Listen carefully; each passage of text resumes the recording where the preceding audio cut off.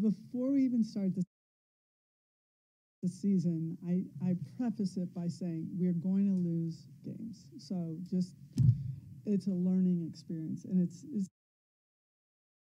amazing when we lose, everything starts to open up, and all the things that we just get away with are now brought to everybody's attention. So they do it themselves. They talk about how to get better and how we need to change and so forth. So some good things came from it. I'm anxious. I think a different kind of energy, and there's just that lingering pressure, I think, that is on. There's sometimes the overwhelming amount of people that want autographs and are there, and it gets smothering. That's no excuse, but it's constantly on your guard, and that's something that we just have to get used to. But our practices have been good, our adjustments have been good, the energy has been very good.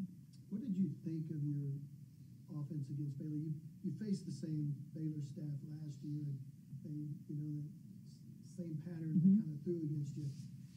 Talk about that adjustment you went through. Yeah, I think we did it a little bit late. We looked like we were not ready for the pitching change. We did not have the right mindset at the plate. We came back. We made an effort to come back. They're always a feisty team. I'm not taking anything away from them. They earned that. They played harder. They hit better. They were timely. Their pitching was fantastic. They earned that. And we walk away knowing exactly what we need to do these last 2 days, which we did. So I'm anxious to see it play out again. But we came back and we worked specifically on some things offensively and with our swing and with our timing. Speaking of your offense, Jocelyn had kind of a welcome to power softball weekend.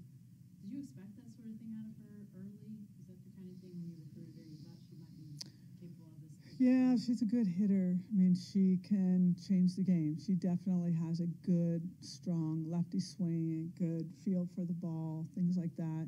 I think as we get further on and elite pitching, she's going to see it look a little bit different. And a lot of our hitters felt that against Baylor. But we also felt it in the first week. Our first weekend, we faced some good pitching. So, the schedule is tough. And so when I'm just telling you, don't you dare look at your numbers, nothing to look at there. Because you can't even compare our schedule to what it was last year. So things are just different. The road is different, and the grind is different, and the learning curve has got to be fast, and that's what we're trying to do. When you, there's obviously been a lot of attention on your transfer newcomers, but we haven't talked to maybe as much about Jocelyn. What was it about her that you really liked and knew you wanted to have her on this roster? Her size and her strength, and the fact that she was capable of being a good catcher. She could play first. She can move in the outfield. She's got a really good arm, and she played on a good travel ball team that I knew she was going to get better with. So all of those things, I knew that she would find a place eventually. I wasn't sure she would be ready for this level of pitching, but she's proved me wrong thus far. What did you think of Jordy's performance over the weekend? I thought it was good. I thought it was just a little more settled, a little more Jordy-like. I think everybody's looking for the dominant. Where's Jordy? Look, any freshmen have great years. They go into their sophomore year, and it's different because who knows what they're thinking? Are they trying to match it? Jocelyn, Allo, some of my greatest players have gone through trying to find themselves their sophomore year. And Jordy is making really good progress. And I thought she threw well enough against Baylor for a win. It was just that one untimely hit that cleared the bases for him. So I think she's on the right path. Wasn't that a good pitch, too? I mean, the hitter just was better on that pitch. I mean, that was a it was. I mean, Jordy had got her earlier with, off-speed stuff. So, I mean, it's just sometimes that happens. So I thought overall, she threw pretty well. I want to ask you about Nicole May. You talked in the preseason about her leaps during the Mhm. off season. Have you seen it more physically, the way she's throwing the ball, or is it more mental, just the mental approach to it? I think both, but physically she feels good. And I know her knee was nagging her a bit last year, but she looks so much more healthy, confident, in control. We were going to throw Nicole. I really wanted. This is my way I'm thinking. Is like I know we're going to see Baylor 3 more times, so let us try to get Jordy on the mound, let her continue to work on things, and not like, oh gosh, what if we lose? I'm going in expecting to win, but right now I think Jordy needs more innings to fine tune a few things than anybody else. So Nicole May is still in the driver's seat, doing very well. Everything about her is confident, and I know we'll get the job done. So you'll see Nicole May a lot this weekend. Patty, when you have a loss like last Sunday, how much does it help to go into this event this weekend, knowing you have to play your best to win at this type of event, knowing you have to get better?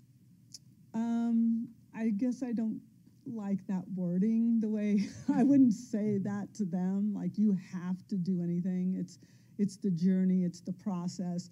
We could end up losing 2 or 3 games this weekend, and we're still going to be okay. We play over 60 games, so I don't want them to feel that kind of pressure. I want them to learn how to play free and confident and not worry about the outcomes, because that's the problem. That's where problems come in, is when you're afraid, oh my gosh, they're up by 4 and it's already in the 4th inning. Oh my goodness. Just continue to stay on track in the way we do things. That's what's important, is that we don't change what we do, because what we're doing usually is good enough. So there's no panic, and there's no, like, we have to do anything. We don't have to until we get down to the very end. And if you don't, then you're going home, So it's just staying with that mindset that we've had, just staying calm and continuing to grow and improve and listen and learn.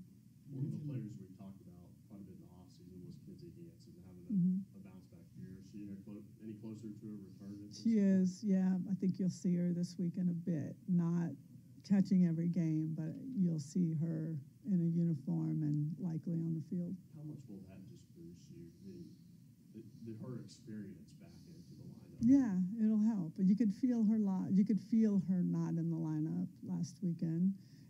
So our team recognized it. And she did a good job trying to stay very vocal, but there's just a presence that she has that also exudes confidence that gives it to the rest of the team. So it'll be nice to have her back.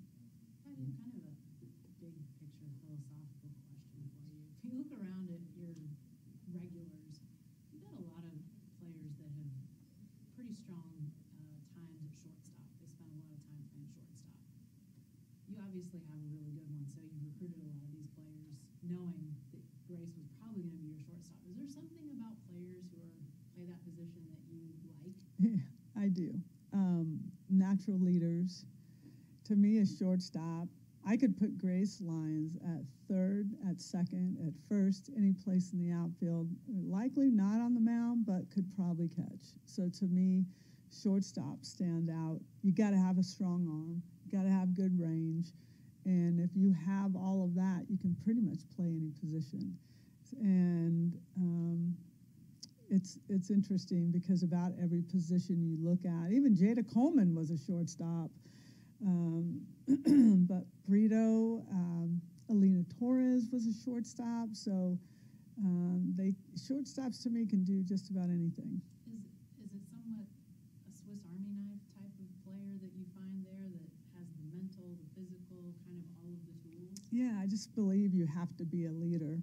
And maybe, I don't think of Grace Lyons as very vocal, but her play gets her instant respect, and I think that's what the shortstop position, it's kind of like there's 2 positions, 3, catcher, shortstop, center field, but shortstops really are the captain and leader of the infield for the most part, and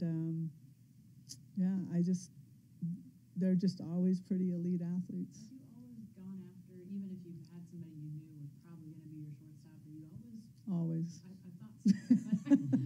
And they get here and they don't necessarily like it. But I never promise anybody, you will be our starting shortstop, because I can't guarantee anything. And you know what? When they get to college, they just want to play. They don't care where they play. They just want to get in the lineup. And they, Jada Coleman is a good example of someone that the question kept like, are you going to give me a chance? Are you going to give me a chance?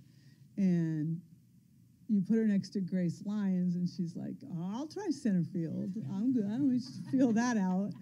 And then she's able to rob home runs, and it's like the greatest position of all time. So it's just, they get to recognize at college level what they have to be, and you have to be like, to play short in college, you have to be pretty elite. And if you're not, the ball usually finds you pretty easily. So, I'll have a lot of people up for it next year. Patty, you mentioned Jordy as a player going from freshman to sophomore year. That sophomore year, you kind of have to find yourself. You mentioned Jocelyn, kind of like that too. How do you kind of approach that just as a coaching staff? How much is that something you can guide someone like Jordy through, or how much is that something she kind of has to feel out on her own? Jordy's a very mature young lady, and we talk a lot, and it's her journey, and we talk and we share, and she tells us how she feels. She's very close with Coach Rocha as well, so there's a lot of conversation. I know that she's been answering questions about, like, you don't look the same and things like that. I mean, it's growth. Like every year,